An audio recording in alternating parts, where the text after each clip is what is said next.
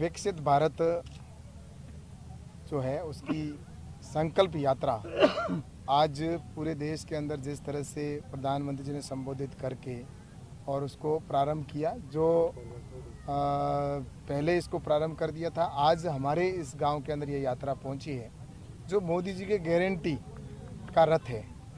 जिसमें हमारे जो ऐसे लोग हैं जो प्रधानमंत्री नरेंद्र मोदी जी की गरीब कल्याण योजना है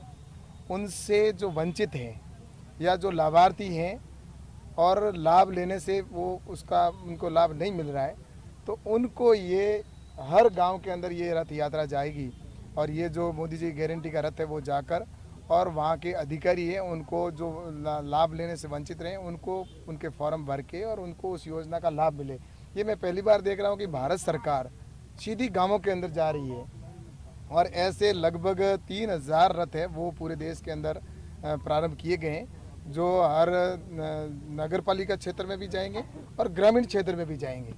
और वहाँ जाकर जो सरकार की, केंद्र सरकार की और प्रधानमंत्री जी की जो स्कीम है वो योजनाएं उनको लाभ कैसे मिले। और इसके साथ ही किसानों की किसान सम्मान निधि का कोई अगर है लाभार्थी अगर वंचित है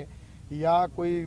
जैसा कि दीनदयाल ग्राम ज्योति योजना से अगर कोई है या लाइट से वंचित है या पानी से है या जिस तरह से उज्ज्वला गैस योजना है या केसीसी है, ऐसी योजनाएं जिनसे वो वंचित रहा है तो उसको गांव के अंदर जाकर सैचुरेशन तक हम कैसे पहुंचे, कोई भी व्यक्ति लाभार्थी है वो वंचित ना रहे, इस दृष्टि से प्रधानमंत्री जी ने ये रथ यात्रा पूरे देश के अंदर प्रारंभ की है और बड़ी अच्छी संख्या के अंदर इसके अंदर लोग भाग ले रहे हैं और बहुत अच्छा लाभ भी मिला है और निश्चित रूप से इसका लाभ हो रहा है। और अभी आपने देखा होगा कि किसानों के लिए ड्रोन टेक्नोलॉजी जो गांव में पहुंची है, उसके अंदर आने वाले समय के अंदर अभी आपने यहाँ पर डेमोन्स्ट्रेशन करके भी देखा कि कभी टेक्नोलॉजी दूसरे देशों के अंदर देखने को मिलती थी, ड्रोन टेक्नोलॉजी आज हमारे हिंदुस्तान के गांवों के अंदर ड्रोन से किसान खेती कैसे करे, इसका भी डेमोन्स्ट्रेशन इसी के साथ किया जाता है। तो मुझे लगता है कि प्रधानमंत्री नरेंद्र मोदी जी की ही ये सोच है कि वो गाँव में जाकर और गाँव के जो लाभार्थी है या जो उसकी योजना से वंचित हैं, गरीब कल्याण योजना, तो उनका लाभ उनको मिले, इसलिए गांव के अंदर सरकार जा रही है और जाकर केंद्र सरकार है, नरेंद्र मोदी जी की सरकार जो गांव में जाकर किसान आम जन की समस्याओं को सुन भी रही है और उसका समाधान करने के लिए ये यात्रा है वो गांव-गांव तक पहुंची है। उसी के निमित्त आज इस गांव के अंदर भी ये कार्यक्रम रखा गया, जिसमें बड़ी संख्या के अंदर यहाँ लोग उपस्थित हुए और इस कार्यक्रम में सम्मिलित हुए और जिसको आज हमारे प्रधानमंत्री आदरणीय नरेंद्र मोदी जी ने स्वयं ने संबोधित भी किया। ऐसा है कि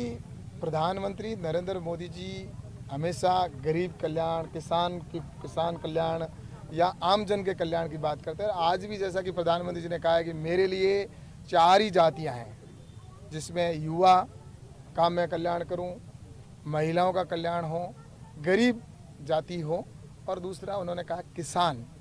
ये मेरे लिए 4 प्राथमिक जातियां हैं जिनके कल्याण के लिए मुझे सबसे पहले भारत को विकसित करना है, तो इनको उत्थान करना है। तो प्रधानमंत्री जी के ध्यान में है कि हमारे लिए किसान कितना महत्वपूर्ण है और इसीलिए किसानों के लिए जो चाहे आज आपने देखा हो किसान सम्मान निधि योजना प्रारंभ की, जिससे कि किसानों को आज 2 लाख और 80 हज़ार करोड़ रुपए किसान के डायरेक्ट अकाउंट में पहुंचे हैं। लगभग 11 करोड़ किसान इस योजना का लाभ ले रहे हैं। ऐसे ही MSP लागत से 1.5 गुना करने का काम किया गया और इसके साथ ही जैसा कि फसल बीमा योजना को भी जिस तरह से नई फसल बीमा योजना बनी और किसानों की इनकम कैसे बढ़े, नई टेक्नोलॉजी कैसे मिले और स्टार्टअप को कैसे अधिक लाभ मिले। आप देखिए कि आज लगभग 3000 से अधिक हमारे एग्रीकल्चर स्टार्टअप हो गए देश भर के अंदर। तो ये सब युवाओं को कृषि की ओर आकर्षित करना और किसान की इनकम कैसे बढ़े, आज जैसा कि मिलेट्स ईयर के रूप में घोषित किया गया पूरे विश्व के अंदर, आज श्री अन्न के नाम से पूरी दुनिया में जाना जाता है। जो हमारा अनाज किसान यहाँ पर उत्पादन करता है लेकिन उसका लाभ भी कम मिलता था, पैसा भी, आज वो वर्ल्ड के अंदर